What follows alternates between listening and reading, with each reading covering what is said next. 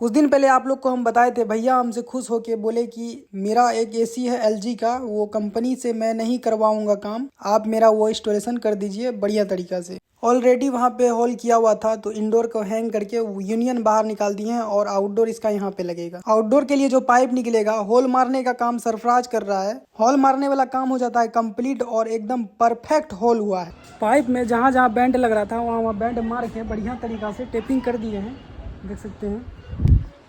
बढ़िया तरीका से बैंड मार के टेपिंग कर दिए। अब इसको बढ़िया तरीका से फिट करके सेट कर देंगे मस्त तरीका से। जैसा कि हम बताए थे, आउटडोर इसका यहाँ पे इंस्टॉल होगा, तो परफेक्टली स्टैंड लग गया है। सारा काम कंप्लीट करने के बाद वैक्यूम पे लगाए हुए हैं, वैक्यूम हो रहा है। इसका पाइपिंग यहाँ से होल मारे हैं, यहाँ से इस तरह वहाँ पे ज्वाइंट हुआ है। वहाँ पे अभी गैस लीकेज टेस्ट करने के बाद वहाँ पे टेपिंग कर देंगे और वाइट सीमेंट लगा देंगे बढ़िया तरीका से। पाइपिंग का भी बढ़िया तरीका से फिट फाट कर देने के बाद गैस उस रिलीज कर दिए हैं मस्त तरीका से।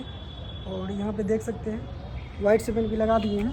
यहाँ पे कुछ लोग बोलेंगे कि इतना बड़ा हॉल क्यों हुआ, तो यहाँ पे पहले से एसी लगा हुआ था, पुराना वाला खोल के एसी उधर लगाए दूसरा रूम में, और नया वाला एसी यहाँ पे लगा। भैया बता रहे थे कि ज़्यादा हॉल मत कीजिए, तो उसी हॉल में लगा दीजिए, तो मैं इसी हॉल में लगा दिया मस्त तरीका से, देख सकते हैं आप।